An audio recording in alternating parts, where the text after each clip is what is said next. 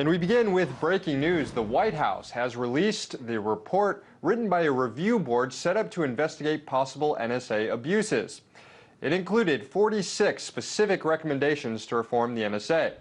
Recommendation 1 was to limit Section 215 of the Patriot Act, forcing the government to submit focused requests for data rather than bulk collection. That's important. The review board also called on the NSA to transition away from storing data on its own to having that data stored by private companies, which the NSA can go to for specific requests. Also, the report calls on the NSA to stop undermining encryption standards, as revealed by Edward Snowden. There are a number of other recommendations, including organizational changes to the NSA and reforms to the top-secret FISA court. The Electronic Frontier Foundation, which has been fighting the NSA in court, released this statement in response to these recommendations, saying, "We're disappointed that the recommendations suggest a path to continued untargeted spying.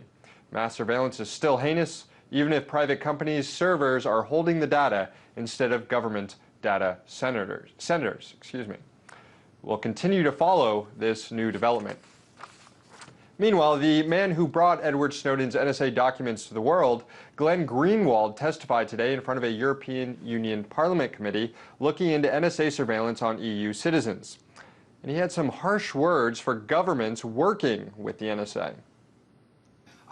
If governments are devoted to the elimination of privacy worldwide, as the US, the UK, and its three partners are clearly devoted to doing, that has profound consequences for everybody who communicates electronically. Greenwald, who's in possession of the cache of NSA documents obtained by Edward Snowden, revealed what he believes to be the NSA's ultimate goal. And he also made it clear that the NSA's activities go far beyond counterterrorism.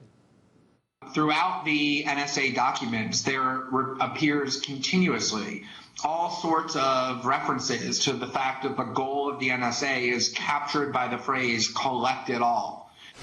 Yesterday, in an interview with ABC News, Greenwald promised more reporting on the NSA, noting that only a small fraction of the documents have been published and that there are still very significant stories to come.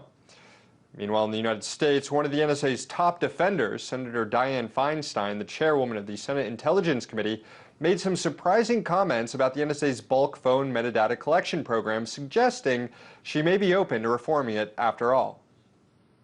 This program, in conjunction with other programs, helps keep this nation safe. I'm not saying it's indispensable, but I'm saying that it is important, and it is a major tool in ferreting out a potential terrorist attack. I'm not saying it's indispensable. Her words. That is a backtrack.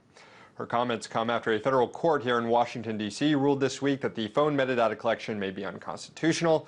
They also come as tech companies, many that have participated in these NSA spying programs, lobbied the White House on Tuesday for aggressive NSA reforms. And of course, the NSA review panel released its findings this afternoon, calling for broad changes to surveillance programs. So, change may actually be coming to the NSA after all.